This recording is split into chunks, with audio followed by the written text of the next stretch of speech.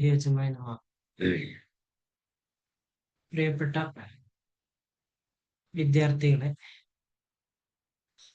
നമ്മളെ ഡിസംബറിലേക്കുള്ള net എക്സാമിനുള്ള preparation പല ആളുകളും സ്റ്റാർട്ട് ചെയ്തിട്ടുണ്ട്. ചില ആളുകൾ തുടങ്ങുന്നതിനെ കുറിച്ച് ആലോചിച്ചുകൊണ്ടിരിക്കുകയാണ്. നെറ്റ് എക്സാമിനെ സംബന്ധിച്ചിടത്തോളം നമുക്കറിയാം, വളരെ കോമ്പറ്റീഷൻ നടക്കുന്ന ഇന്ത്യയിലെ ഏറ്റവും വലിയ മത്സര പരീക്ഷകളിൽ ഒന്നാണ് നെറ്റ് എക്സാം എന്ന് പറയുന്നത്. അപ്പൊ അതുകൊണ്ട് തന്നെ നമ്മുടെ പ്രിപ്പറേഷനും ആ ഒരു കോമ്പറ്റീഷനോട് കിടപിടിക്കുന്ന രീതിയിലാവണം എന്നുള്ളതാണ്. സ്വാഭാവികമായിട്ടും ഈ ഒരു എക്സാമിനെ ഫേസ് ചെയ്യുന്ന ആളുകളുടെ കൂട്ടത്തിൽ വിദ്യാർത്ഥികൾ ഉണ്ടാവാം, ഒരുപാട് എക്സ്പീരിയൻസ്ഡ് ആയിട്ടുള്ള നേരത്തെ എക്സാം എഴുതിയിട്ടുള്ള ആളുകൾ ഉണ്ടാവാം. എന്നാൽ സ്റ്റുഡൻസ് ഒന്നും അല്ല, എക്സാം അങ്ങനെ എഴുതിയിട്ട് പരിചയമൊന്നുമില്ല, ജോലിയൊക്കെ ചെയ്യുന്ന, PG ഒക്കെ കഴിഞ്ഞ് കുറച്ചൊക്കെ ഗ്യാപ്പ് വന്നിട്ടുള്ള ആളുകൾ ഉണ്ടാവും. അപ്പൊ നമ്മൾ ഏത് കാറ്റഗറിയാണ് എന്നുള്ളതല്ല ഇതിന്റെ റിസൾട്ടിലേക്ക് നമ്മെ നയിക്കുന്നത്. നമ്മൾ എങ്ങനെയാണ് ഈ പരീക്ഷക്ക് തയ്യാറെടുപ്പ് നടത്തുന്നത് എന്നുള്ളതാണ് ഏറ്റവും പ്രധാനപ്പെട്ട ഒരു കാര്യം എന്ന് പറയുന്നത്. അപ്പൊ നമ്മൾ വളരെ സീരിയസ് ആയിട്ട് പഠിക്കുകയും എക്സാമിനെ കുറിച്ച് കൃത്യമായ ധാരണ ഉണ്ടാവുകയും ചെയ്തുകൊണ്ട് ആ ഒരു പാറ്റേൺ സ്വീകരിച്ച് പഠിക്കുകയും ചെയ്താൽ നമ്മെ സംബന്ധിച്ചിടത്തോളം നമുക്ക് റിസൾട്ട് നേടാൻ പറ്റും എന്നുള്ളതാണ്. അങ്ങനെ ഒരു അവയർനെസ് ഇല്ലാതെയുള്ള ഒരു എക്സാം ആണ് നമ്മൾ എഴുതുന്നത് എങ്കിൽ നമുക്ക് കാര്യമായിട്ടുള്ള റിസൾട്ടുകൾ ഉണ്ടാവുകയും ചെയ്യും. ഓക്കെ, അപ്പൊ പല ആളുകൾക്കും അതിനെക്കുറിച്ച് ധാരണ ഉണ്ടാകും. ഞാൻ ജസ്റ്റ് ഒന്ന് അതിന്റെ ബേസിക് എന്താണെന്ന് പറയാം. ഇപ്പൊ നെറ്റ് എന്ന് പറയുന്നത്, നാഷണൽ എലിജിബിലിറ്റി ടെസ്റ്റ് എന്ന് പറയുന്നത് UGCയുടെ കീഴിലുള്ള NTA നടത്തുന്ന ഒരു എക്സാം ആണ്. രാജ്യത്തുടനീളമുള്ള കോളേജ് അധ്യാപക തസ്തികയിലേക്ക് നടത്തുന്ന പരീക്ഷയാണ്. ഇതിലെ 1% ആളുകൾക്കാണ് പൊതുവെ പറയപ്പെടാറുള്ളത് ഫെലോഷിപ്പോട് കൂടിയുള്ള ഗവേഷണത്തിനുള്ള അവസരം ഉണ്ടായിരുന്നത്. മൊത്തം നമ്മളെ സയൻസ് സബ്ജക്റ്റുകൾ മാറ്റി വെച്ചാൽ 83 സബ്ജക്റ്റുകളിൽ NTA നെറ്റ് എക്സാം നടത്തുന്നുണ്ട്. ഓക്കെ, അപ്പൊ നമ്മളെ റിസർച്ച് നടത്താൻ ഉദ്ദേശിക്കുന്നുണ്ട് എങ്കിൽ, അല്ലെങ്കിൽ ഉന്നത വിദ്യാഭ്യാസ മേഖലയിൽ നമ്മൾ ഒരു അസിസ്റ്റന്റ് പ്രൊഫസർ ആവാൻ താല്പര്യപ്പെടുന്നുണ്ട് എങ്കിൽ നമ്മൾ നിർബന്ധമായും അറ്റൻഡ് ചെയ്യേണ്ട ഒരു പരീക്ഷയാണ് നെറ്റ് എക്സാം എന്ന് പറയുന്നത്. സ്വാഭാവികമായിട്ടും ഇത് ഒരു ഉന്നത വിദ്യാഭ്യാസ മേഖലയിലേക്കുള്ളതായത് കൊണ്ട് തന്നെ ഇതിന്റെ മാസ്റ്റേഴ്സ് കംപ്ലീറ്റ് ആവുകയോ അല്ലെങ്കിൽ മാസ്റ്റേഴ്സ് നമ്മൾ ചെയ്തുകൊണ്ടിരിക്കുകയോ ചെയ്യുന്നവരാവാം ഈ എക്സാം നമ്മളെ അപ്പിയർ ചെയ്യണമെങ്കിൽ. ജനറൽ കാറ്റഗറിക്ക് 55%, OBC ഉൾപ്പെടെയുള്ള റിസർവ്ഡ് കാറ്റഗറികൾക്ക് 50%മാണ് മാർക്ക് ആവശ്യമായിട്ടുള്ളത്. ഓക്കെ, അപ്പൊ എക്സാം കഴിയാത്ത ആളുകൾ അല്ലെങ്കിൽ PG കംപ്ലീറ്റഡ് ആവാത്ത ആളുകളെ സംബന്ധിച്ചിടത്തോളം അവരെ എക്സാം ക്വാളിഫൈഡ് ആയാൽ 50% കൂടി അവര് PG പാസ്സായിട്ടുണ്ട് എങ്കിൽ അവര് റിസർവ്ഡ് കാറ്റഗറിയിൽ വരുന്നവരാണെങ്കിൽ അവര് ക്വാളിഫൈഡ് ആയി. അതല്ല, നെറ്റ് കിട്ടി അവർ ജനറൽ കാറ്റഗറി ആയിരുന്നു, റിസൾട്ട് വന്ന സമയത്ത് അവർക്ക് 55% മീറ്റ് ചെയ്യാൻ പറ്റിയിട്ടില്ല എങ്കിൽ അവർ ഡിസ്ക്വാളിഫൈഡ് ആവും. അത് സ്വാഭാവികമായിട്ടുള്ള ഒരു പ്രോസസ്സാണ്, മറ്റു കാര്യങ്ങൾ അതിലെ ആവശ്യമില്ല. ഓക്കെ, അതാണ് അതിന്റെ ഒരു ബേസിക് ആയിട്ടുള്ള കാര്യം എന്ന് പറയുന്നത്. ജനറൽ കാറ്റഗറിക്കാർക്ക് 30 വയസ്സ് എന്നുള്ളതാണ് അതിന്റെ ലിമിറ്റ്. അതല്ല, റിസർവ്ഡ് കാറ്റഗറി ആണ് എങ്കിൽ അതിന്റെ റിലാക്സേഷൻ അടക്കം 35 വയസ്സ് എന്നുള്ളത്. ഇതിൽ പല ആളുകൾക്കും കൺഫ്യൂഷൻ ഉണ്ടാവാറുണ്ട്, ഏജ് ലിമിറ്റ് എന്ന് പറയുന്നത്. ഞാനൊരു എക്സാമ്പിൾ പറയാം. ഈ ജൂണ്, ഡിസംബർ ഇങ്ങനെ 2 സർക്കിളിലാണ് എക്സാം നടക്കാറുള്ളത്. അപ്പൊ ഏജ് ലിമിറ്റ് എന്ന് പറയുന്നത് എക്സാമിന്റെ മാസം ജൂൺ ആണെങ്കിൽ ജൂൺ 1-ാം തീയതി അതിന്റെ ഫസ്റ്റ് ഡേറ്റ്, ആ ഫസ്റ്റ് ഡേറ്റിന് 30 വയസ്സാവരുത് അല്ലെങ്കിൽ 35 വയസ്സാവരുത് എന്നുള്ളത്. ഈ 35, 30 എന്ന് പറഞ്ഞാൽ എങ്ങനെയാണ്? ഇപ്പൊ ഉദാഹരണത്തിന് 1990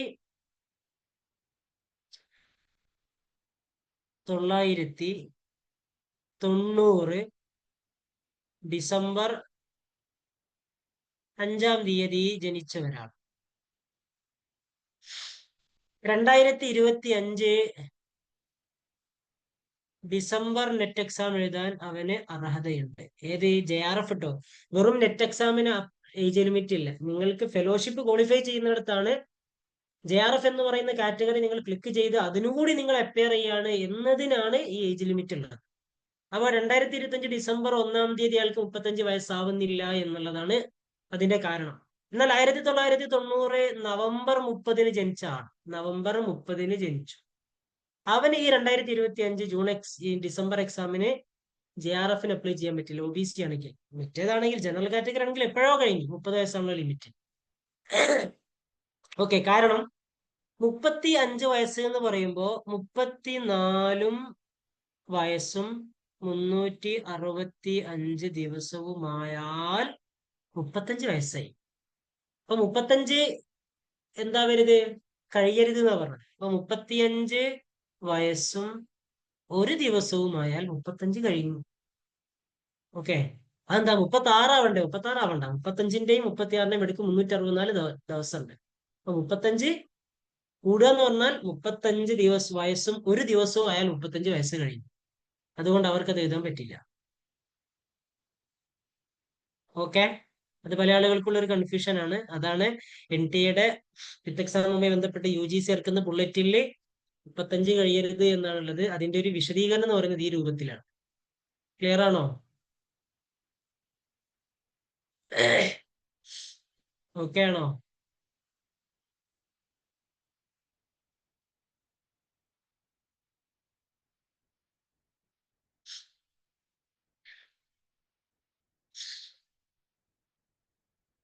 ഓക്കെ, എക്സാമിന് 2 പേപ്പർ ഉണ്ടാവും. 2 പേപ്പർ ഉൾപ്പെടെ ഒറ്റ എക്സാം ആയിരിക്കും. നമ്മുടെ സബ്ജക്റ്റ് പേപ്പർ, നമ്മൾ ഏത് വിഷയത്തിലാണ് PG ചെയ്തത് അല്ലെങ്കിൽ ചെയ്തുകൊണ്ടിരിക്കുന്നത്, അതില് ഒരു പേപ്പർ. നമ്മളുടെ സബ്ജക്റ്റിന് പുറത്ത് ഈ നെറ്റ് എക്സാം എഴുതുന്ന എല്ലാ ആളുകളും അറ്റൻഡ് ചെയ്യേണ്ട ഒരു ജനറൽ പേപ്പർ. ഇങ്ങനെ അതില് 2 പേപ്പറും ഉൾപ്പെടെ 150 ക്വസ്റ്റ്യൻ ആയിരിക്കും. എന്ന് പറഞ്ഞാൽ പേപ്പർ 2 സബ്ജക്ട് പേപ്പറിൽ നിന്ന് 100 ക്വസ്റ്റ്യനും ജനറൽ പേപ്പറിൽ നിന്ന് 50 ക്വസ്റ്റ്യൻ, 150 ക്വസ്റ്റ്യൻ അടങ്ങിയിട്ടുള്ള 300 മാർക്കിന്റെ 3 മണിക്കൂർ തുടർച്ചയായിട്ടുള്ള എക്സാം ആണ് നെറ്റ് എക്സാം എന്ന് പറയുന്നത്. നിലവിൽ ഇതുവരെയും നെഗറ്റീവ് മാർക്ക് ഇല്ല. അതുകൊണ്ട് ഏത് ക്വസ്റ്റ്യനും നമുക്ക് കണ്ണും ചുമ്പി എന്ത് ചെയ്യാം? അറ്റൻഡ് ചെയ്യാം. മാർക്ക് നഷ്ടപ്പെടുമോ എന്നുള്ള ആശങ്ക വേണ്ടതില്ല. ഇതുവരെയും എന്തില്ല? നെഗറ്റീവ് മാർക്ക് അവർ കൊടുത്തിട്ടില്ല. അതുകൊണ്ട് ഇതാണ് നെറ്റ് എക്സാമുമായി ബന്ധപ്പെട്ട ആമുഖമായിട്ട് നമ്മൾ മനസ്സിലാക്കേണ്ട ഒരു കാര്യം. ഓക്കെ, എക്സാമിന് അപ്ലൈ ചെയ്യൊക്കെ വേണം. അതിന്റെ സമയമാകുമ്പോൾ അത് അവർ സൈറ്റിലൂടെയും മറ്റൊക്കെ അറിയിക്കും. ഓക്കെ, അപ്പൊ അതിന്റെ കാര്യങ്ങൾ ഇവിടെ ഞാൻ പറയുന്നില്ല. പിന്നെ എങ്ങനെയാണ് അപ്ലൈ ചെയ്യേണ്ടതെന്നൊക്കെ വിവിധ യൂട്യൂബ് ചാനലുകൾ, ഐഫറിന്റെ ചാനലുകളൊക്കെ തന്നെ നിങ്ങൾക്ക് അവൈലബിൾ ആയിരിക്കും. അതുകൊണ്ട് അതിലെ ടെക്നിക്കൽ ആയിട്ടുള്ള ആസ്പെക്റ്റുകളിലേക്ക് ഞാനിപ്പോൾ കൂടുതലായിട്ട് പരാമർശങ്ങൾ കൊണ്ടുപോകുന്നില്ല. അപ്പോ നമ്മൾ പഠിക്കാൻ വേണ്ടി എന്ത് ചെയ്യണം എന്നുള്ളതാണ്. നമ്മൾ നന്നായിട്ട് തയ്യാറെടുക്കണം. ചൈനീസ് പഴമൊഴിയിൽ പറയുന്നത് എങ്ങനെ? The best time to plant a tree was 20 years ago. The second best time is now.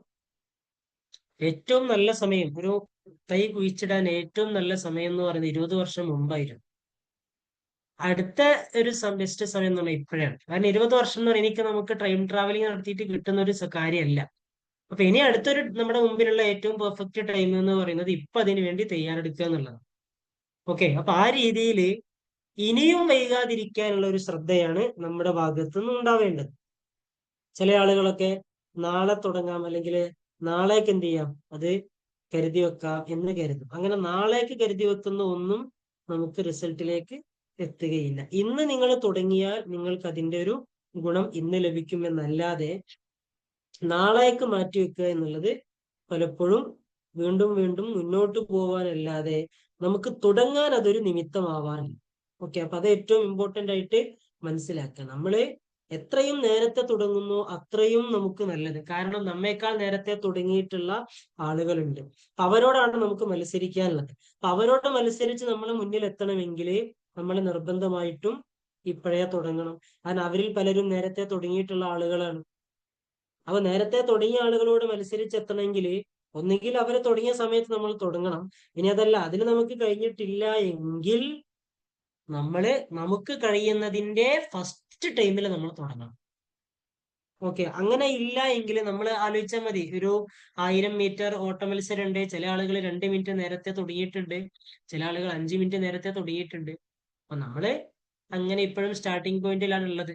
കുറച്ചുകൂടി കഴിഞ്ഞിട്ട് തുടങ്ങാൻ കരുതിയാൽ അവര് ഫിനിഷിംഗ് പോയിന്റിലെത്തും, അവര് റിസൾട്ട് നേടും, നമ്മൾ ഇവിടെ തന്നെ ഇരിക്കും. അപ്പൊ നമ്മൾ നമുക്ക് കഴിയുന്നതിന്റെ പരമാവധി തുടങ്ങാൻ നേരത്തെ അത് മെയിൻറ്റെയിൻ ചെയ്യുക. 1000 മീറ്റർ ഓടണമെങ്കിൽ ആ 1000 മീറ്ററിന്റെ എനർജി ഫാസ്റ്റത്തെ 100 മീറ്ററിൽ താരപ്പിൽ ഓടിയിട്ട് അത് തീർക്കല്ലേ വേണ്ടത്.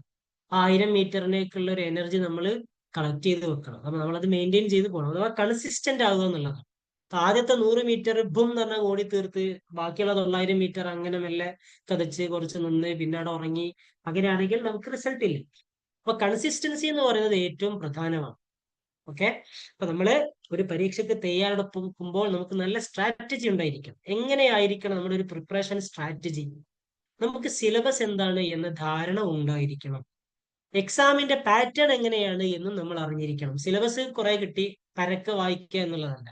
സിലബസിൽ നിന്നും ക്വസ്റ്റ്യനുകൾ എങ്ങനെയാണ് വരുന്നത്, പരീക്ഷയിൽ എങ്ങനെയാണ് ചോദ്യങ്ങൾ ചോദിക്കുന്നത്, ഈ രണ്ട് കാര്യങ്ങളും നന്നായി അറിഞ്ഞാൽ മാത്രമേ നമുക്ക് പരീക്ഷയെ നല്ല രീതിയിൽ സമീപിക്കാൻ പറ്റുള്ളൂ. അപ്പൊ ഇത് രണ്ടും അറിഞ്ഞിരിക്കണം, സിലബസും അറിഞ്ഞിരിക്കണം, എക്സാമിന്റെ ഒരു പാറ്റേൺ എങ്ങനെ എന്നുള്ളത് നമ്മൾ അറിഞ്ഞിരിക്കണം. ഓക്കെ, ഇപ്പൊ എക്സാം പാറ്റേൺ അറിയാൻ ഏറ്റവും പ്രധാനപ്പെട്ട ഒരു കാര്യം പ്രീവിയസ് ക്വസ്റ്റ്യൻസ് പഠിക്കുക എന്നുള്ളതാണ്. ഓക്കെ, അപ്പോ എക്സാമിന്റെ മുന്നേ തന്നെ നിരന്തരം പരീക്ഷയുമായി ബന്ധപ്പെട്ട ടെസ്റ്റുകളിലൂടെ കടന്നു പോവുക എന്നുള്ളത് ഏറ്റവും ഇമ്പോർട്ടന്റ് ആയിട്ടുള്ള ഒരു കാര്യമാണ്. അതിലേറ്റവും നല്ലത് പ്രീവിയസ് ക്വസ്റ്റ്യൻസ് അറ്റൻഡ് ചെയ്യുന്നു. അതിന്റെ കൂടെ നല്ല മോക്ക് ടെസ്റ്റുകൾ, സ്റ്റാൻഡേർഡ് ആയിട്ടുള്ള മോക്ക് ടെസ്റ്റുകളൊക്കെ അറ്റൻഡ് ചെയ്താൽ നമുക്ക് സിലബസിൽ പഠിക്കുന്നത് മനസ്സിൽ നിലനിൽക്കാൻ, നമുക്ക് പരീക്ഷയ്ക്ക് എങ്ങനെ പഠിക്കാൻ എന്നുള്ളത് രണ്ട് കാര്യങ്ങൾക്കും ഉപകരിക്കും. ഓക്കെ, അതേപോലെ നമ്മൾ എങ്ങനെ തയ്യാറെടുക്കണം, സിലബസ് എങ്ങനെ നമ്മൾ വായിക്കണം. നല്ല റിസർച്ച് പേപ്പറുകൾ ഉണ്ടാവും. അറബിക്കിന്റെ ഒതന്റിക് ആയിട്ടുള്ള ഉമ്മഹാത്തുൽ കുത്തുബ് എന്നൊക്കെ പറയുന്ന സയ്യാത്ത്, കാഫൂരി, ജുർജി, ഷൗക്കി, ഫറൂഖ്, ഇങ്ങനെ ജവാഹിർ പോലെയുള്ള ഒതന്റിക് ആയിട്ടുള്ള സോഴ്സുകൾ ഉണ്ട്. ഇങ്ങനെ ഒതന്റിക് സോഴ്സുകളിൽ നിന്ന് പരമാവധി കാര്യങ്ങൾ വായിച്ച് പഠിക്കാൻ വേണ്ടി ശ്രമിക്കണം. ഓക്കെ, പിന്നെ നമ്മള് പരക്കെ പഠിക്കുന്നതിന് പകരം നമ്മൾ ടൈം മാനേജ് ചെയ്യണം. ഇന്ന് 2 മണിക്കൂർ, നാളെ വായനല്ല, മറ്റന്നാൾ എന്ത് ചെയ്യുക 4 മണിക്കൂർ വായിക്കുക, അങ്ങനെയല്ല. നമുക്ക് അതാത് ദിവസങ്ങളിൽ കവർ ചെയ്യേണ്ട കാര്യങ്ങളെ കുറിച്ച് നമുക്ക് നല്ലൊരു പ്ലാൻ ഉണ്ടായിരിക്കും. അതിന്റെ വിശദാംശം ഞാൻ പറയാം. നമ്മൾ ടൈം മാനേജ് ചെയ്യാൻ നൽകും. നമുക്ക് എത്ര ടൈം ഒരു ദിവസം അവൈലബിൾ ആണ്? 4 മണിക്കൂർ ഒരു ദിവസമുള്ള ആള്, അതിന് പേപ്പർ 1നും ഒരു ഫിക്സഡ് ടൈം, പേപ്പർ 2 അഥവാ സബ്ജക്ട് നമ്മളാകുമ്പോൾ അറബിക്ക്, ഈ അറബിക്ക് പേപ്പർ 2, പേപ്പർ 1 ജനറൽ, ഇത് രണ്ടിനും ഒരു ഫിക്സഡ് ടൈം നമ്മൾ നിശ്ചയിക്കണം. നമ്മൾ അങ്ങനെ ടൈം ഫിക്സ് ചെയ്താൽ മാത്രമേ നമുക്ക് പഠനത്തിന്റെ ഒരു റൂട്ട് കൃത്യമാവുള്ളൂ. അല്ലാതെ ഒഴിവ് കിട്ടുമ്പോൾ കയ്യിൽ കിട്ടുന്ന പുസ്തകം എടുത്ത് വായിക്കുക, അങ്ങനെയാകുമ്പോൾ നമ്മുടെ മനസ്സിൽ ഒന്നും ഓർമ്മ ഉണ്ടാവില്ല. ചറപറ വായിക്കുന്നുണ്ടാവും, അതൊക്കെ ചറപറ എന്ന് മറന്നു പോകുന്നുണ്ടാവും. അപ്പൊ അങ്ങനെ ഒരു ദുരവസ്ഥ വരാതിരിക്കാൻ നമ്മൾ വളരെ കൃത്യമായിട്ട് ടൈം മാനേജ് ചെയ്തുകൊണ്ട് രാവിലെയുള്ള 1 മണിക്കൂർ പേപ്പർ 1, ഉച്ചയ്ക്ക് ശേഷമുള്ള ഒരു മണിക്കൂർ പേപ്പർ 2, ഈവനിങ്ങിലുള്ള ഒരു സമയം പേപ്പർ 2, രാത്രി കിടക്കുന്നതിന് തൊട്ട് മുമ്പായിട്ടുള്ളത് പേപ്പർ 1. ഇങ്ങനെ നമ്മൾ ഒരു എക്സാമ്പിൾ പറഞ്ഞു തന്നെയാണ്. ഈ രീതിയിൽ നമ്മൾ ടൈമിനെ മാനേജ് ചെയ്താൽ നമ്മുടെ പഠനം സിസ്റ്റമാറ്റിക് ആവും. ശാസ്ത്രീയമായിട്ട് നമ്മൾ പഠിക്കുമ്പോഴേ നമുക്ക് നല്ല റിസൾട്ടിലേക്ക് എത്താൻ പറ്റുള്ളൂ. അല്ലെങ്കിൽ നമ്മൾ നന്നായിട്ട് ടയേർഡ് ആവും, പക്ഷെ റിസൾട്ട് ഉണ്ടായിക്കൊള്ളണമെന്നില്ല. അപ്പോ ടൈം മാനേജ് ചെയ്യാനും പഠനത്തിനൊക്കെ ഏറ്റവും നല്ലത് നമ്മൾ നല്ല രീതിയിലുള്ള കോച്ചിങ്ങിന് ജോയിൻ ചെയ്യാന്നുള്ളത്. ഓക്കെ, ചില ആളുകൾക്ക് സെൽഫായിട്ട് പഠിക്കാൻ പറ്റും, അങ്ങനത്തെ ആളുകൾ സെൽഫായി പഠിച്ചോളും. ഇപ്പൊ പല ആളുകളുടെയും സർക്കിളുകൾ ഇല്ലാത്തതാണ് പല ആളുകളുടെയും പ്രശ്നം. പഠിക്കണം എന്നൊക്കെ ആഗ്രഹമുണ്ട്, പക്ഷെ ഇതിലേക്ക് ഇങ്ങനെ വന്നു കിട്ടുന്നില്ല.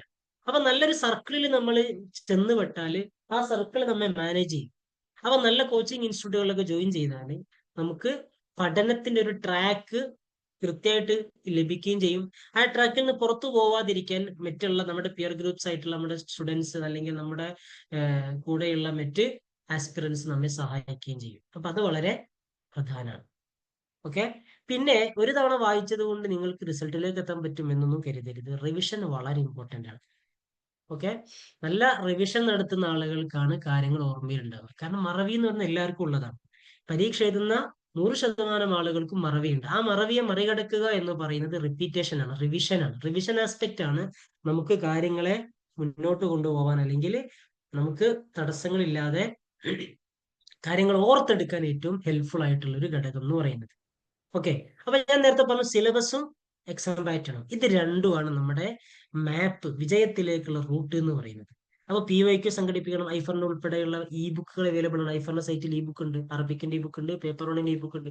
അപ്പോൾ കഴിഞ്ഞ കാല ചോദ്യങ്ങൾ എന്തൊക്കെയാണ്, അതിന്റെ ആൻസർ ഏതൊക്കെയാണ്, ഏതൊക്കെ ഭാഗങ്ങളിൽ നിന്നാണ് ചോദ്യങ്ങൾ വരുന്നത്, ആ ചോദ്യങ്ങൾ എങ്ങനെയാണ് സിലബസുമായി കണക്ട് ആകുന്നത്, ഡയറക്റ്റ് ആണോ അല്ലെങ്കിൽ ഇൻഡയറക്റ്റ് ആണോ, ഇനി അതിന്റെ ഒരു പാറ്റേൺ എങ്ങനെയാണ്, ക്രോണോളജിക്കൽ ഓർഡർ ഏതൊക്കെ ഭാഗങ്ങളിൽ നിന്നാണ് ചോദിക്കുന്നത്, ബുക്സ് ആൻഡ് ഓതേഴ്സ് ഏത് ഭാഗത്തു നിന്നാണ് ചോദിക്കുന്നത്, ഇങ്ങനെ നമ്മൾ വളരെ കൃത്യമായിട്ട് PYQ അറ്റൻഡ് ചെയ്തുകൊണ്ട് ക്വസ്റ്റ്യൻ ബേസ്ഡ് ആയിട്ട് സിലബസിനെ മനസ്സിലാക്കുന്നത് നമ്മുടെ പ്രിപ്പറേഷൻ കൂടുതൽ ഈസ്ഫുൾ ആവാൻ, വളരെ സുഖകരമാവാൻ സഹായിക്കും. ഓക്കെ. പലപ്പോഴും നമ്മൾ പിന്നോട്ട് പോകാനുള്ള ഒരു കാരണം ഒന്ന് സിലബസ് ഫാക്ടറാണ്. എന്നാൽ നമുക്ക് സിലബസിനെ കുറിച്ച് പ്രാക്ടിക്കൽ ആയിട്ടുള്ള ധാരണ ഇല്ല എന്നുള്ള. ഓക്കെ. മറ്റൊന്ന് ഇൻകൺസിസ്റ്റൻസിയാണ്. നമ്മള് ഒരു 6 മാസത്തിന് ശേഷം വരാനിരിക്കുന്ന പരീക്ഷയ്ക്ക് നമ്മൾ ജൂണിൽ ജോയിൻ ചെയ്യും. പക്ഷേ ഒക്ടോബർ ആകുന്ന സമയത്തേക്ക് നമ്മൾ ട്രാക്കിൽ നിന്നും പൂർണ്ണമായും അകന്നിട്ടുണ്ടാകും. അത് ഉണ്ടാവാൻ പാടില്ല. കൺസിസ്റ്റൻസി എന്ന് പറയുന്നതാണ് വെരി വെരി ക്രൂഷ്യൽ ആയിട്ടുള്ള ഒരു ഫാക്ടർ. അതേപോലെ സ്ട്രെസ് ആൻഡ് ആൻസൈറ്റി. നമ്മള് പല കുട്ടികളുടെയും ഒരു പ്രശ്നം അനാവശ്യമായ ആശങ്കകളാണ്. എനിക്ക് മറന്നു പോകുന്നുണ്ടല്ലോ, വർഷങ്ങൾ ഓർമ്മയിൽ നിൽക്കുന്നില്ലല്ലോ, ബുക്സിന്റെ ഓതേഴ്സ് ആരൊക്കെയാണ് എന്ന് ഓർമ്മയിൽ നിൽക്കുന്നില്ലല്ലോ എന്നൊക്കെയുള്ള ആശങ്കകളാണ് പല ആളുകൾക്കും ഉള്ളത്. ആദ്യം നമ്മൾ മനസ്സിലാക്കേണ്ടത്, മറവി ഞാൻ നേരത്തെ പറഞ്ഞല്ലോ, പരീക്ഷ എഴുതുന്ന മറവി ഇല്ലാത്ത ഒരാൾ പോലും ഇല്ല. അതുകൊണ്ട് മറവി എന്ന് പറയുന്നതിനെ കുറിച്ച് നിങ്ങൾ ആശങ്കപ്പെടുകയേ വേണ്ട. മനുഷ്യൻ എന്ന് പറയുന്നതിന്റെ കൂടെ സ്വാഭാവികമായി ഉള്ളൊരു സാധനമാണ് മറവി. നിങ്ങൾ നിരന്തരം വായിക്കുക, ഓർമ്മയിൽ നിൽക്കാൻ ചില ടെക്നിക്കുകൾ ഉപയോഗിക്കുക. എന്നാലും മറന്നു പോകുന്ന കാര്യങ്ങളും അത് മറന്നുപോയിക്കോട്ടെ. 200 ചോദ്യങ്ങളിൽ നമുക്ക് ആവശ്യമുള്ളത് അറബിക്കിലെ JRF നേടാൻ ഒരു 236 മാർക്ക് മാക്സിമം. ഇതാണ് ഇപ്പൊ നിലവിലൊരു കട്ട് ഓഫ് വെച്ചൊക്കെ പറയുകയാണെങ്കിൽ ഇപ്പൊ 222. അപ്പൊ 220ന്റെയും 26ന്റെയും 36ന്റെയും ഇടയിൽ മാർക്ക് സ്കോർ ചെയ്താൽ ഷുവർ JRF. ഓക്കെ. അപ്പൊ ഇങ്ങനെയുള്ള ഒരു അവസ്ഥയിൽ നമുക്ക് അനിവാര്യമായിട്ടും എത്ര മാർക്ക് തെറ്റിക്കാം? 60 മാർക്കിന്റെ 30 ക്വസ്റ്റ്യനൊക്കെ നമുക്ക് തെറ്റിക്കാം. അപ്പൊ നമ്മള് ഒന്നും അത് മറന്നുകൊണ്ടല്ലോ എന്ന് ആശങ്ക വേണ്ടതില്ല. കുറെ ചോദ്യങ്ങൾ തെറ്റിക്കാനുള്ള അവകാശം നെറ്റ് എക്സാമിൽ നമുക്കുണ്ട്. ആ അവകാശം നമുക്ക് ഉപയോഗപ്പെടുത്താലോ. അപ്പൊ നമ്മൾ ഈ ഇയർ ബേസ്ഡ് ആയിട്ട് ഓതേഴ്സുമായി ബന്ധപ്പെട്ടൊക്കെ ചില കാര്യങ്ങൾ മറന്നു പോകുന്നുണ്ടെങ്കിൽ ആ ക്വസ്റ്റ്യൻസ് തെറ്റിക്കോട്ടെ. അതിന് തെറ്റിക്കാനുള്ള അവസരം നെറ്റ് എക്സാം തരുന്നുണ്ട്. അത് തരുന്ന അവകാശത്തെ നമ്മൾ എന്തിനാ വെറുതെ റദ്ദ് ചെയ്യുന്നത്? എല്ലാം ഓർമ്മയിൽ ഉണ്ടാവണം എന്നുള്ള വാശി പിടിക്കേണ്ടത് എന്തിനാണ്? നമ്മൾക്ക് വളരെ ടഫായിട്ട് മറന്നുപോയി, എന്തായാലും മറന്നു പോകും, അങ്ങനെയുള്ള കാര്യങ്ങൾ മറന്നു പോവട്ടെ. അതിനെക്കുറിച്ച് ടെൻഷൻ അടിച്ച് ഈസി ആയിട്ട് മൈൻഡിൽ നിൽക്കുന്ന കാര്യങ്ങൾ കൂടി സ്കിപ്പായി പോവാനുള്ള വഴികൾ നമ്മൾ തുറക്കരുത്. ഓക്കെ. അത് നമ്മൾ കൃത്യമായിട്ട് മനസ്സിലാക്കണം. ഏറ്റവും പ്രധാനപ്പെട്ട ഒരു ഘടകമാണ് അനാവശ്യമായി സ്ട്രെസ് കൊടുക്കാൻ പാടില്ല. പലപ്പോഴും പരീക്ഷാ ഹാള് മാനേജ് ചെയ്യാൻ ചില ആളുകൾക്ക് പറ്റാത്തത് ഈ സ്ട്രെസ് കൊണ്ടാണ്. അനാവശ്യമായി സ്ട്രെസ് ആകുന്നു. എക്സാം ഹാളിൽ കയറുമ്പോൾ പഠിച്ചാൽ JRF കിട്ടില്ല. എന്തിനാണ് ഇങ്ങനെ ടെൻഷൻ അടിക്കുന്നത്? നിങ്ങൾ ടെൻഷൻ അടിച്ചത് കൊണ്ട് ആരെങ്കിലും JRF കൊണ്ടുതരുമോ? ഇല്ലല്ലോ. അപ്പൊ നമ്മൾ ടെൻഷൻ അടിക്കാതിരിക്കുക. കൊടുക്കുന്നുണ്ട്, ഇത് കഴിഞ്ഞിട്ട് കണ്ടിന്യൂ ചെയ്യും.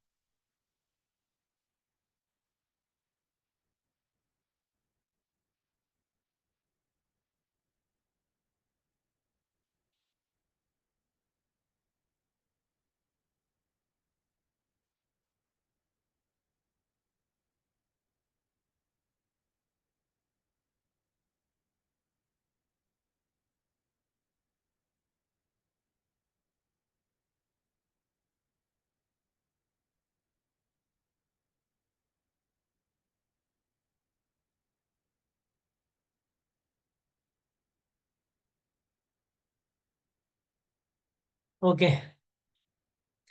അപ്പോ ഞാൻ പറഞ്ഞത് സ്ട്രെസ്സുമായി ബന്ധപ്പെട്ടാണ്. എക്സാം ഹാളിലൊക്കെ നന്നായിട്ട് മാനേജ് ചെയ്താൽ റിസൾട്ട് ഉണ്ടാവും. വളരെ 5-6 മാസം പഠിച്ചു, എക്സാം ഹാളിലെത്തി ആകെ തല ചുറ്റിയാൽ കഴിഞ്ഞു വന്നു. തല ചുറ്റുന്നൊക്കെ അനാവശ്യ സ്ട്രെസ് കയറ്റുന്നത് കൊണ്ടാണ്. അപ്പൊ ഒരിക്കലും അങ്ങനെ ചെയ്യാൻ പാടില്ല. ഇനി ടൈം മാനേജ്മെന്റ്, ഇത് ഏറ്റവും പ്രധാനപ്പെട്ട ഒരു കാര്യമാണ്. പരീക്ഷയുടെ പ്രിപ്പറേഷന്റെ സമയത്തും എക്സാം ഹാളിലും വേണ്ട സാധനം ടൈം മാനേജ്മെന്റ്. 200 ചോദ്യം ഇല്ല, 150 ചോദ്യമേ ഉള്ളൂ. ഈ 150 ചോദ്യത്തെ 180 മിനിറ്റ് കൊണ്ടാണ് നമ്മൾ ആൻസർ ചെയ്യേണ്ടത്. സബ്ജക്ട് പേപ്പർ ആദ്യം ആൻസർ ചെയ്യുന്നത് കുറെ കൂടി നന്നാവും. പേപ്പർ 1 അതിനുശേഷം ചെയ്താലായിരിക്കും എന്റെ ഒരു പേഴ്സണൽ ഒപ്പീനിയൻ പറയുന്നത്. അപ്പൊ നമ്മൾ ടൈം മാനേജ് ചെയ്യണം. പരീക്ഷയുടെ പ്രിപ്പറേഷൻ സമയത്തും എക്സാം ഹാളിൽ നമ്മൾ പ്രിപ്പറേഷൻ ടൈം മാനേജ് ചെയ്യണം. അപ്പൊ ടൈം മാനേജ്മെന്റ് എന്ന് പറയുന്നത് പ്രിപ്പറേഷനിൽ മാനേജ് ചെയ്യാതെ എക്സാം ഹാളിൽ മാനേജ്മെന്റ് ഉണ്ടാവുകയില്ല. നിങ്ങൾ പരീക്ഷയുടെ പ്രിപ്പറേഷൻ സമയത്ത് തന്നെ നിങ്ങൾ അതിനെ മാനേജ് ചെയ്താലേ നിങ്ങൾക്ക് എക്സാമുകൾ അത് അപ്ലൈ ചെയ്യാൻ പറ്റുള്ളൂ. അപ്പൊ എക്സാമുകൾ വളരെ വളരെ ഇമ്പോർട്ടന്റ് ആണ് ടൈം മാനേജ്മെന്റ്. അത് ഉണ്ടാവണമെങ്കിൽ എന്ത് ചെയ്യണം? പ്രിപ്പറേഷൻ സമയത്ത് നമ്മളത് തുടങ്ങണം. അല്ലാതെ പ്രിപ്പറേഷൻ ലാവിഷ് ആയാൽ എക്സാമുകൾ നിങ്ങൾക്ക് ലാവിഷായിട്ട് സമയമെടുക്കും. ഒരുപാട് ക്വസ്റ്റ്യൻസ് അറ്റൻഡ് ചെയ്യാതിരിക്കാൻ കാരണമാവാം. പല കുട്ടികളും പറയാറുണ്ട്, ലാസ്റ്റ് ഞങ്ങൾ അടിച്ചു വിട്ട് നിനക്ക് കൂടി കറക്കി കുത്തി. എന്തിനാ ഇങ്ങനെ കറക്കി കുത്തുന്നത്? അവിടെ ക്ലോക്ക് ഇങ്ങനെ കറങ്ങുന്നുണ്ടല്ലോ, പിന്നെ നമ്മളിങ്ങനെ വെറുതെ കറക്കി കുത്തണം. നമ്മൾ ടൈം ഒന്ന് ആലോചിച്ച് കോൺഷ്യസ് ആയിരുന്നെങ്കിൽ നമുക്ക് നടക്കി വരും. നടക്കാത്തത് എന്തുകൊണ്ടാണ്? പരീക്ഷയുടെ മുന്നേ പ്രിപ്പറേഷനിൽ മോക്ക് ടെസ്റ്റുകൾ ചെയ്യുന്ന സമയത്ത്, PYQs ചെയ്യുന്ന സമയത്ത് അതൊക്കെ ടൈം ബേസ്ഡ് ആയിട്ട് ചെയ്തിരുന്നെങ്കിൽ നമുക്ക് എക്സാമുകളിൽ ഒരു പ്രശ്നം ഉണ്ടാവുമായിരുന്നില്ല. ഓക്കെ, PYQs കാണാതിരിക്കുന്ന പല ആളുകളുണ്ട്. വളരെ കോമ്പറ്റീഷൻ നടക്കുന്ന ഒരു പരീക്ഷയിൽ അതിന്റെ പൂർവ്വകാല ചോദ്യങ്ങൾ കാണുന്നില്ല എന്ന് പറയുന്നത് വളരെ വളരെ നെഗറ്റീവാണ്. നിർബന്ധമായിട്ടും നമ്മള് പൂർവ്വകാല ചോദ്യങ്ങളുടെ സെറ്റുകൾ വായിക്കണം, അത് അറ്റൻഡ് ചെയ്യണം. അത് ടെസ്റ്റ് ആയിട്ട് അവൈലബിൾ ആണ്. ഐഫറിന്റെ ആപ്പിലൊക്കെ സ്റ്റുഡൻസിന് കൊടുക്കുന്നുണ്ട് നമ്മള്. അപ്പൊ ആ രീതിയിൽ നിങ്ങളത് അറ്റൻഡ് ചെയ്തേ പറ്റും. ഓക്കെ, ഇനി ചില ആളുകൾ വെറും ഗൂഗിളിനെ മാത്രം ആശ്രയിക്കും. അങ്ങനെ ആശ്രയിക്കരുത്. ഒതന്റിക്കായി എഴുതപ്പെട്ട പുസ്തകങ്ങൾ ആശ്രയിക്കണം. അപ്പോഴേ നമുക്ക് കറക്റ്റ് ആൻസർ ഉണ്ടാവുള്ളൂ. ചിലപ്പോൾ സൈറ്റിൽ ആർക്കും എന്തും എഡിറ്റ് ചെയ്യാൻ പറ്റും, പലതും മിസ്റ്റേക്കുകളായിരിക്കും. അങ്ങനെ ഒതന്റിക് സോഴ്സിലും അവൈലബിൾ അല്ലാത്തത് പിന്നെ ഗൂഗിളിലോ മറ്റോ ആശ്രയിക്കേണ്ടി വരും. അതല്ലാത്ത അവൈലബിൾ ആയിട്ടുള്ള കാര്യങ്ങൾ നമ്മൾ അങ്ങനെ തന്നെ യൂസ് ചെയ്യണം. ഓക്കെ, അങ്ങനെ ആകുമ്പോൾ നമുക്ക് എക്സാമിൽ കൃത്യമായിട്ടുള്ള ആൻസർ ചെയ്യാൻ പറ്റും. ഓക്കെ, ചില ആളുകൾക്കുള്ളൊരു പ്രശ്നം മോട്ടിവേഷൻ കിട്ടുന്നില്ല സാറേ, പഠിക്കാൻ കഴിയുന്നില്ല. പഠിക്കണം എന്ന് ആഗ്രഹമുണ്ട്, പക്ഷെ ഇരിക്കാൻ കഴിയുന്നില്ല. ആലോചിച്ചാൽ മതി, നിങ്ങൾക്ക് ഒരാളിപ്പോ വലിയൊരു 10,000 രൂപ കൊണ്ടുവരുന്നുണ്ട്. ഒന്ന് ഇവിടെ ഇരിക്കുന്നു പറഞ്ഞു. ഇവിടെ നിങ്ങൾ ഇരിക്കും, 1 മണിക്കൂർ ഇരിക്കും, 2 മണിക്കൂർ, ചിലപ്പോൾ ഉറക്കം കഴിഞ്ഞ് ഇവിടെ ഇരിക്കും. എന്താണ് കാരണം? നിങ്ങൾക്കൊരു ഫൈനാൻഷ്യൽ ബെനിഫിറ്റ് ഇവിടെ വരാനുണ്ട്. എന്നാൽ നിങ്ങൾക്ക് ലൈഫിലൊരു നേട്ടം, സാമ്പത്തികമായുള്ളൊരു നേട്ടമുണ്ട്. നിങ്ങൾ ആലോചിച്ച് നോക്കൂ, 5 വർഷക്കാലം നിങ്ങൾക്ക് ഫൈനാൻഷ്യൽ അസിസ്റ്റൻസ് ഞങ്ങൾ തരും എന്ന് പറഞ്ഞുകൊണ്ടാണ് UGCയുടെ കീഴിലെ കേന്ദ്ര സർക്കാർ എക്സാം നടത്തുന്നത്. നിങ്ങൾക്ക് മാസത്തിൽ ഫെലോഷിപ്പ് ആയിട്ട് തന്നെ 37,000 ലഭിക്കുന്നത്. HRA അതിന്റെ പുറമെ ഏറ്റവും ചുരുങ്ങിയ HRA എന്ന് പറയുന്നത് 10% അല്ലേ? 9% അല്ലേ? 9 ഇപ്പൊ 10 ആയില്ലേ? 10 അതിന്റെ മുകളിലുള്ളത് എന്ന് പറയുന്നത് 20%. അതിന്റെ മുകളിലുള്ളത് 30%. വലിയ വലിയ സിറ്റികളൊക്കെ ആണെങ്കിൽ 30% HRA എന്ന് പറഞ്ഞാൽ 37,000 ഇൻറ്റു 3,700 ഇൻറ്റു 3 വെച്ച് കൂട്ടി വെക്കും. എന്നാലും 37,000ന്റെ കൂടെ വീണ്ടും ഒരു 11,100 കൂടി നമുക്ക് കിട്ടുകയാണ്. എന്ന് പറഞ്ഞാൽ 48,000ന്റെ മീതെ JRF എന്ന് പറയുന്ന ഫെലോഷിപ്പും വിത്ത് HRA. അതിന്റെ പുറമെ വർഷത്തിൽ ടോട്ടൽ ഒരു 10,000 വേറെയും. ആ 10,000ത്തിന് മാസത്തിലേക്ക് നിങ്ങൾ മാറ്റി വയ്ക്കും. ഏറെക്കുറെ എത്രയായി? ഒരു മാസം നിങ്ങൾക്ക് ഞാൻ പറഞ്ഞ ഏറ്റവും മിനിമം ആയിട്ട് 37,000 പ്ലസ് 3,700 40,700 മിനിമം കിട്ടുന്നുണ്ട്. അതിന്റെ പുറമെയാണ് ഈ പറയുന്ന 10,000 ഒരു വർഷം. അപ്പൊ മാസത്തിൽ 837 രൂപ സംതിങ്. അപ്പൊ മാസത്തിൽ നമുക്ക് ഫെലോഷിപ്പിന്റെ മൊത്തം എമൗണ്ട് എന്ന് പറയുന്നത് ഇത്ര ഭീകരം. ഒരു വർഷങ്ങൾ ആലോചിച്ച് നോക്കൂ, 5 ലക്ഷത്തിന്റെ മീതെയല്ലേ? നിങ്ങളുടെ പഠനത്തിന് നിങ്ങൾക്ക് വലിയ രീതിയിൽ ഒരു ഫൈനാൻഷ്യൽ സപ്പോർട്ട് തരും എന്ന വാഗ്ദാനം സർക്കാർ നൽകുകയാണ്. അപ്പൊ ഇത്രയും ഒരു വലിയ പൈസ കിട്ടും എന്ന് പറഞ്ഞിട്ട് നിങ്ങൾക്ക് മോട്ടിവേഷൻ കിട്ടുന്നില്ലെങ്കിൽ മെന്റലി എന്തോ ഒരു പ്രശ്നമുണ്ട്. അപ്പൊ ഇത് സീരിയസ് ആയിട്ട് എടുക്കുന്നില്ല എന്നുള്ളതാണ്. അപ്പൊ നമ്മുടെ മോട്ടിവേഷൻ ഫാക്ടറുകൾ, നമ്മൾക്ക് എവിടെയാണോ നമ്മൾക്ക് മോട്ടിവേറ്റഡ് ആകുക, അത്തരം ഫാക്ടറുകൾ നമ്മൾ സ്റ്റിക്ക് ഓൺ ചെയ്യണം. ഓക്കെ, നിങ്ങൾക്ക് നല്ല നല്ല യൂണിവേഴ്സിറ്റികളിൽ, ഇൻസ്റ്റിറ്റ്യൂട്ടുകളിൽ നിങ്ങൾക്ക് PhD ചെയ്യാൻ പറ്റും ഫൈനാൻഷ്യൽ അസിസ്റ്റൻസോട് കൂടി.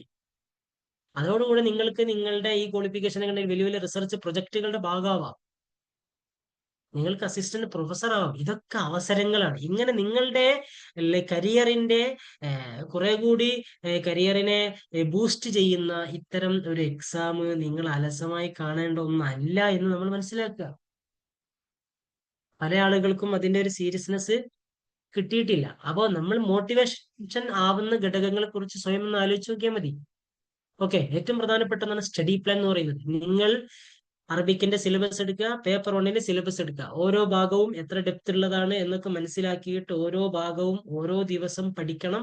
ആ ഓരോ ദിവസവും ഏതൊക്കെ ഭാഗം പഠിക്കണം, എത്ര പഠിക്കണം എന്ന് കൃത്യമായിട്ടുള്ള ഒരു സ്റ്റഡി പ്ലാൻ നിങ്ങൾക്ക് ഉണ്ടാവണം. ഐഫർ കുട്ടികൾ ജോയിൻ ചെയ്യുന്ന അന്ന് തന്നെ സ്റ്റഡി പ്ലാൻ കൊടുക്കുന്നുണ്ട്. പ്രോഗ്രസ് റിപ്പോർട്ട് കൊടുക്കുന്നുണ്ട്. കാരണം ഒരു സിസ്റ്റമാറ്റിക് ആയിട്ട് സ്റ്റഡി പ്ലാനോടുകൂടി ഈ ദിവസം 5 പേജ്, ഈ ദിവസം 10 പേജ്, ഈ ദിവസം ഈ യൂണിറ്റിന്റെ ഈ ഭാഗം, ഇങ്ങനെ നമ്മൾ സ്പെസിഫൈ ചെയ്ത് പഠനം നടത്തിയാലേ നമുക്ക് റിസൾട്ടിലേക്ക് എത്താൻ പറ്റുള്ളൂ. സ്റ്റഡി പ്ലാൻ എന്ന് പറയുന്നത് ഒരു മത്സര പരീക്ഷയുടെ ഏറ്റവും പ്രധാനപ്പെട്ട ഒന്നാണ്. അത് സിലബസ് കവർ ചെയ്യാനുള്ള ഒരു ആയുധമാണ് സ്റ്റഡി പ്ലാൻ. മറ്റൊന്ന് ടെസ്റ്റ് പ്ലാനാണ്. ടെസ്റ്റ് പ്ലാൻ എന്ന് പറയുന്നത് ഓരോ ദിവസവും നമ്മൾ എന്ത് ചെയ്യണം? നമ്മൾ സിലബസിലുള്ള കാര്യങ്ങൾ ടെസ്റ്റ് ചെയ്തുകൊണ്ട് പഠിക്കണം. അങ്ങനെ പഠിക്കുമ്പോഴേ പരീക്ഷയ്ക്ക് എങ്ങനെയാണ് ചോദ്യങ്ങൾ വരുന്നത് എന്നൊരു ധാരണ നമുക്ക് ഉണ്ടാവുള്ളൂ.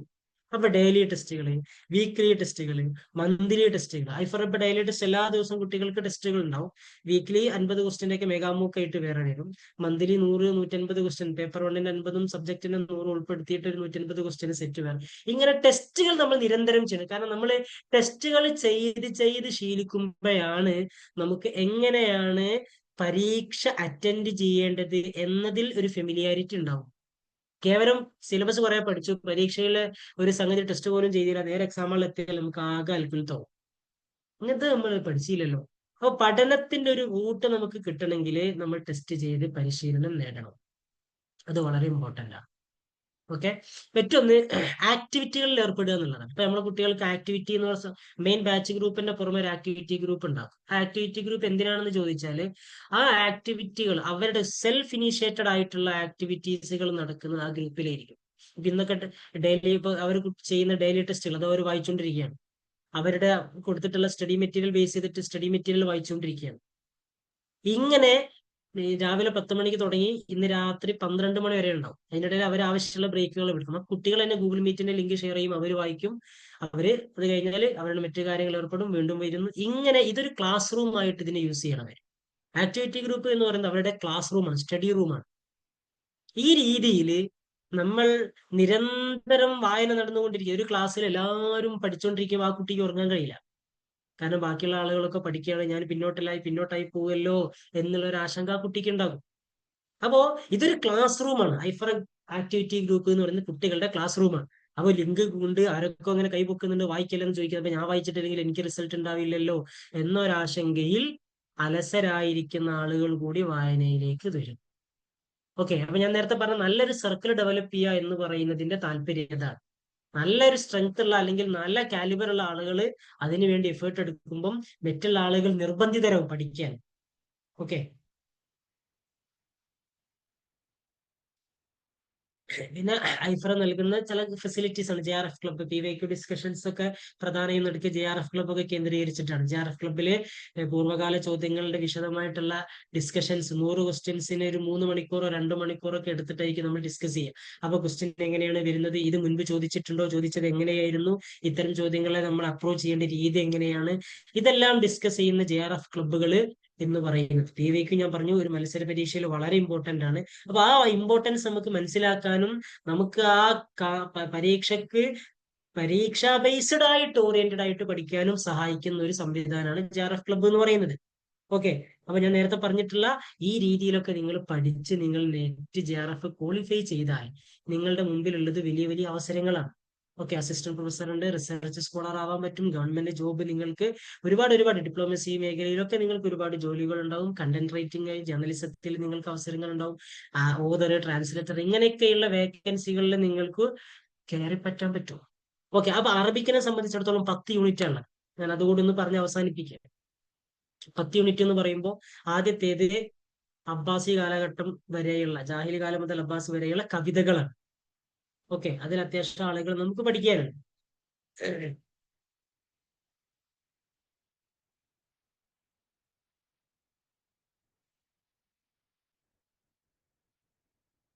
ഓക്കെ.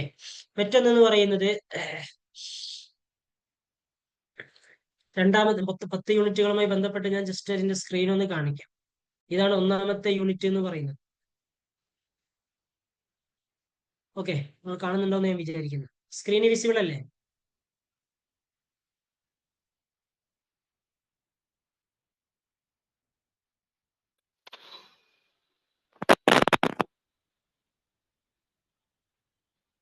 ഇപ്പൊ നോക്കൂ, നിങ്ങൾ കണ്ടില്ലേ, ഒന്നാമത്തെ ജാഹിലി കാലം മുതൽ അബ്ബാസി കാലഘട്ടം വരെയുള്ള കവിതകളാണ്. കണ്ടോ?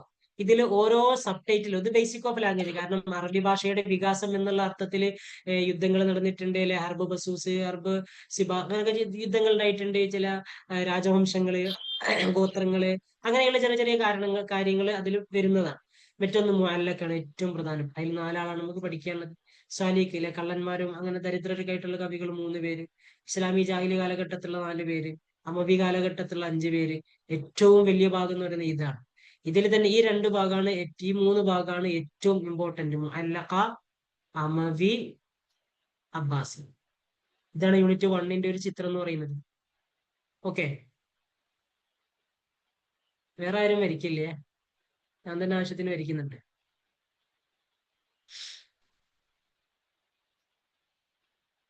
നോക്കൂ, 2ാമത്തെ യൂണിറ്റ് ഇത് പ്രോസാണ്. ജാഹിലി കാലഘട്ടം മുതൽ ഉള്ള പ്രോസാണ്. അതിൽ ഇസ്ലാമിക കാലത്തെ ഖിതാബ്, ഖുർആൻ ഹദീസ് വരുന്നുണ്ട്, ഖിതാബ് ഇസ്ലാമി വരുന്നുണ്ട്, റസായിൽ വരുന്നുണ്ട്, മക്കാമകൾ വരുന്നുണ്ട്, അൽഫലീല, കലീല, ദിമ്ന വരുന്നുണ്ട്. 3ാമത്തെ യൂണിറ്റ് എന്ന് പറയുമ്പോൾ 2 ഭാഗങ്ങളാണ്. ഒന്ന് മഹജർ, വ്യത്യസ്തമായിട്ടുള്ള ഒരു ഭാഗം. മറ്റൊന്ന് ഉന്ദുലുസ്. മഹജറിൽ നമുക്ക് 8 പേരെ പഠിക്കാനുണ്ട്. ഇത് വളരെ ഇമ്പോർട്ടന്റ് ആണ്. ഈ ഉന്ദുലുസിൽ മുവശഹ വളരെ ഇമ്പോർട്ടന്റ് ആണ്. പിന്നെ ഈ പറയുന്ന പോയട്രി ഇമ്പോർട്ടന്റ് ആണ്. പ്രോസും ആപേക്ഷികമായിട്ട് അത്ര ഇമ്പോർട്ടന്റ് അല്ലെങ്കിലും വരാറുണ്ട് ചോദ്യങ്ങൾ. ഇതാണ് യൂണിറ്റ് 3ന്റെ ഒരു ഉള്ളടക്കം എന്ന് പറയുന്നത്. യൂണിറ്റ് 4 എന്ന് പറഞ്ഞാൽ പക്കാ ക്രിറ്റിസിസ് ആണ്. അതിൽ ജാഹിലി കാലഘട്ടം, അബ്ബാസി കാലഘട്ടം, അതിൽ സബ് ടോപ്പിക്കുകളില്ല. പിന്നെ അബ്ബാസി മോഡേൺ, ഇത് രണ്ടും പ്രധാനമാണ്. ഓക്കെ, 5 വ്യത്യസ്തമായിട്ടുള്ള ഒരു യൂണിറ്റ് ആണ്. നമ്മൾ തിയറി പഠിച്ചിട്ട് കാര്യമില്ല. ഈ കവിതയിലെ തശ്ബീഹയുടെ, ബലാഗയുടെ നമുക്ക് തിരിയണം. അതിനെന്ത് വേണം? അതിന് നമുക്ക് നല്ല ധാരണ ഉണ്ടായിരിക്കണം. തിയറിയുടെ കൂടെ ബൈത്തുകൾ നോക്കിയിട്ട് ബൈത്തിലെ ഓരോ ബലാഗകൾ നമ്മൾ പഠിക്കണം. അപ്പൊ ഇതൊരു ആപ്ലിക്കേഷൻ ലെവലുള്ള യൂണിറ്റ് ആണ്. ഇതിൽ 2 ഭാഗമുണ്ട്. ഒന്ന് ഇൽമുൽ ബലാഗ, അത് ഇൽമുൽ ബദിയ അടക്കം പഠിക്കണം. പിന്നെ വ്യത്യസ്തമായിട്ട് ഇൽമുൽ അറൂദ, കവിത അല്ലെ, പ്രോസഡി, അതിന്റെ ശാസ്ത്രം. ഓക്കെ, അതിൽ നിന്നും 1-2 ചോദ്യങ്ങളൊക്കെ ചിലപ്പോൾ വരാം. 6 എന്ന് പറയുന്നത് ഒരുപാട് ക്ലാസിക്കൽ, അതേപോലെ മോഡേണില് അമീന്റേത് ഉൾപ്പെടെയുള്ള 10-15 പുസ്തകങ്ങളാണ്. ഓക്കെ, മൊത്തം 17 പുസ്തകങ്ങൾ. അതിന്റെ ഓതേഴ്സ് രണ്ടും പഠിക്കണം. പുസ്തകത്തെയും പഠിക്കണം, അതിന്റെ ഓതേഴ്സിനെയും നമ്മൾ പഠിക്കണം. 7 ഏറ്റവും വലിയ യൂണിറ്റ്, ഒരുപാട് ചോദ്യങ്ങൾ വരുന്ന യൂണിറ്റ് 7 ആണ്. ഇത് നോക്കൂ, മൊത്തം 2 ഭാഗമാണ്, ഷെയർ, പ്രോസ്. ഈ പ്രോസ് 4 ഭാഗമാണ്. ഒന്ന് എസ്സെ, 2 ആളായിരുന്നു. പിന്നെ ഷോർട്ട് സ്റ്റോറി, പിന്നെ നോവല്, പിന്നെ നാടകം. ഇതിൽ ഏറ്റവും വലിയത് കവിതയാണ്, 14 പേരുണ്ട്. പിന്നെ നോവലാണ്, 12 പേരുണ്ട്. പിന്നെ ഈ പറയുന്ന ഷോർട്ട് സ്റ്റോറിയാണ്. പിന്നെ മസ്റഹിയാണ്. ഇതിൽ ഏറ്റവും ഇമ്പോർട്ടന്റ് കവിത തന്നെയാണ്. പിന്നെ റിവായയാണ്, പിന്നെ മസ്റഹിയാണ്. ഓക്കെ, ഇതാണ് യൂണിറ്റ് 7ന്റെ ഒരു ചിത്രം. യൂണിറ്റ് 8 വളരെ ചെറിയ യൂണിറ്റ് ആണ്. 2 ഭാഗം പ്രധാനമായിട്ടുള്ളത്. കുറച്ച് ട്രെൻഡുകൾ, ഇത്രയും ലിറ്റററി ട്രെൻഡുകളാണ്, ക്ലാസിസം മുതലേ ഷീറുൽ ഹുർ വരെ. പിന്നെ 4 സ്കൂളുകളും. വളരെ ചെറിയ യൂണിറ്റ് ആണ്. ഇതിന്റെയൊക്കെ ഒരു ഓർഡർ ആണ് കാര്യമായിട്ട് ചോദിക്കാറുള്ളത്. പിന്നെ ഇന്ത്യൻ ലിറ്ററേച്ചറാണ്. ഇന്ത്യൻ ലിറ്ററേച്ചർ 3 ഭാഗമാണ്. പ്രോസാണ് ഏറ്റവും ഇമ്പോർട്ടന്റ് ആയിട്ടുള്ള ഭാഗം. പിന്നെ കവിത, പിന്നെ കുറച്ച് പുസ്തകങ്ങൾ, ഒരു 9 പുസ്തകങ്ങളും അതിന്റെ ഓതേഴ്സും. യൂണിറ്റ് 6 പോലെ തന്നെ ഇന്ത്യയിൽ നിന്ന് മാത്രമുള്ള പുസ്തകങ്ങൾ. ഓക്കെ, 10. ഇപ്പൊ ഏറ്റവും കൂടുതൽ ചോദ്യങ്ങൾ വരുന്ന ഒരു ഭാഗം യൂണിറ്റ് 10 ആണ്. ട്രാൻസ്ലേഷന് വരാറുണ്ട്. പിന്നെ നെഹ്വുമായി ബന്ധപ്പെട്ട ചോദ്യങ്ങൾ. ഇത്തവണ പരീക്ഷയ്ക്ക് ചോദ്യം കുറവായിരുന്നു നെഹ്വിൽ നിന്ന്. പക്ഷേ അറബ് വേൾഡുമായി ബന്ധപ്പെട്ട ഒരുപാട് ചോദ്യങ്ങൾ ചോദിച്ചു. അപ്പൊ ഇങ്ങനെ മാറി മാറി അവര് ഷഫിൾ ചെയ്തുകൊണ്ട് യൂണിറ്റ് 10ൽ ഇപ്പൊ ഒരുപാട് ചോദ്യം വരുന്നുണ്ട്. പിന്നെ പാരഗ്രാഫ് ചോദ്യങ്ങൾ 1-2 പാരഗ്രാഫ് ഉണ്ടാവും, 2 പാരഗ്രാഫ് ഉണ്ടാവും. ആ 2 പാരഗ്രാഫ് യൂണിറ്റ് 10മായി ബന്ധപ്പെട്ട, കാരണം നമുക്ക് ഭാഷ അറിയുന്നുണ്ടോ എന്നുള്ളത് അവർ ചെക്ക് ചെയ്യുന്നത്. അപ്പൊ ഭാഷയിൽ അത്യാവശ്യം സ്കിൽ ഉണ്ടാക്കിയാൽ തന്നെ 2 പാരഗ്രാഫ് 10 ക്വസ്റ്റ്യൻ നമുക്ക് അങ്ങനെ 20 മാർക്ക് സിമ്പിൾ ആയിട്ട് കിട്ടും.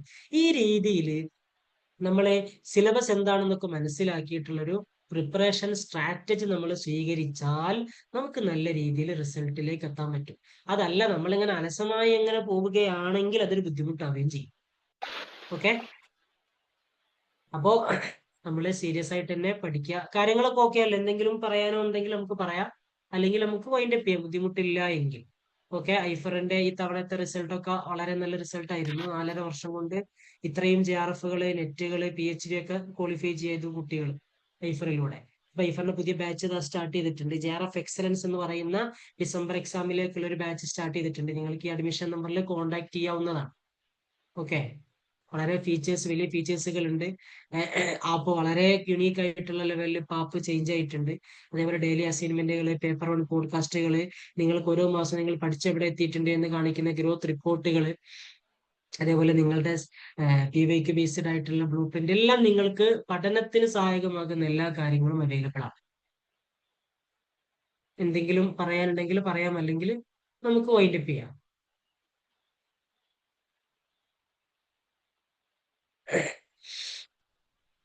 എന്തെങ്കിലും ഉണ്ടോ?